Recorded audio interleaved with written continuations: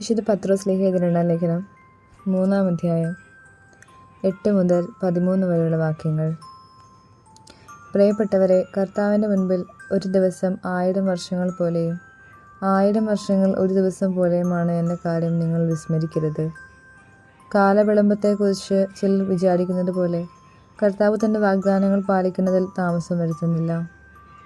ആരും നശിച്ചു പോകാതെ എല്ലാവരും അനുദപിക്കണമെന്ന് അവിടുന്ന് ആഗ്രഹിക്കുന്നത് കൊണ്ട് നിങ്ങളോട് ദീർഘക്ഷമ കാണിക്കുന്നുവെന്നേ ഉള്ളൂ. കർത്താവിൻ്റെ ദിനം കള്ളനെപ്പോലെ വരും. അപ്പോൾ ആകാശം വലിയ ശബ്ദത്തോടെ അപ്രത്യക്ഷമാകും. മൂലപദാർത്ഥങ്ങൾ എരിഞ്ഞ് ചാമ്പലാകും. ഭൂമിയും അതിലുള്ള സമസ്തവും കത്തി നശിക്കും. ഇവയെല്ലാം നശ്വരമാകിയാൽ വിശുദ്ധിയോടും ദൈവഭക്തിയോടും കൂടെ ജീവിക്കുന്നതിൽ നിങ്ങൾ എത്ര ശുഷ്കാന്തിയുള്ളവരായിരിക്കണം.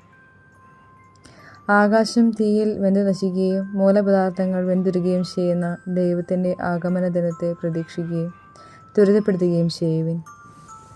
നീതി വസിക്കുന്ന പുതിയ ആകാശവും പുതിയ ഭൂമിയും അവിടുത്തെ വാഗ്ദാന പ്രകാരം നാം കാത്തിരിക്കുന്നു. നമ്മുടെ കർത്താവായ മിശിഹായ്ക്ക് സ്തുതി. വിശുദ്ധ മർക്കോസ് ലീഹ എഴുതിയ സുവിശേഷം 13-ാം അധ്യായം 32 മുതൽ 37 വരെയുള്ള വാക്യങ്ങൾ.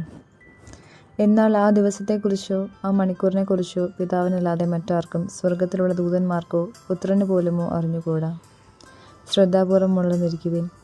സമയം എപ്പോഴാണെന്ന് നിങ്ങൾക്കറിവില്ലല്ലോ.